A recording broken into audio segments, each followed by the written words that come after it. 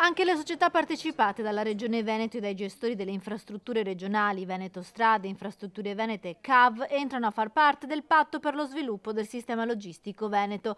La firma in fiera a Padova in occasione della prima edizione degli Stati Generali della Logistica del Nord-Est. L'accordo iniziale era stato originariamente siglato nel 2022 durante la fiera Green Logistics Expo. Questa firma appunto del patto Veneto segna un po' la volontà delle istituzioni che si occupano di trasporto e logistica di cooperare intanto all'interno della regione per rafforzare la forza anche delle istituzioni regionali e delle imprese che si occupano delle tematiche di trasporto e logistica anche a livello italiano e internazionale. Quindi è un momento importante, ovviamente poi come tutte le firme bisogna vedere i risultati concreti che però sono sicuro verranno, perché la volontà di cooperare è un primo passo sicuramente positivo per lo sviluppo di iniziative concrete. Nel concreto, con questa firma, tutti i principali attori della logistica veneta e i gestori delle reti di infrastrutture di trasporto cercano di convergere nel raggiungere gli obiettivi di sviluppo e promozione del territorio del nord-est. Per la città di Padova è fondamentale perché Padova ha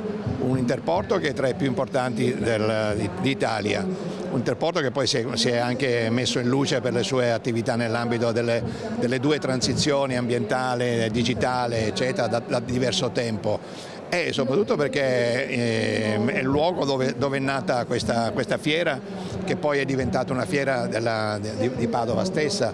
È una città dove c'è una grandissima università, 800 anni di storia, nella quale si parla di innovazione, e più innovazione di quella che c'è sulla logistica in questo momento non ce n'è. La terza edizione di Green Logistics Expo, Salone Internazionale della Logistica Sostenibile a Padova, è stata l'occasione anche per fare il punto sulle infrastrutture della regione. Rendere più efficienti ed efficaci le infrastrutture che sono state realizzate. Parlo ovviamente, giusto per capirci, della pedemontana rispetto al corridoio della 4. Sappiamo che il corridoio della 4 deve essere potenziato. La quarta corsia fisica non ci sta, la Sitave si è fermata, la pedemontana è andata avanti, abbiamo un corridoio più a nord, sicuramente da Montecchio verso est abbiamo un'infrastruttura che può essere potenziata dal punto di vista di utilizzo, purché ci permettono di adottare delle politiche di ridistribuzione dei flussi di traffico.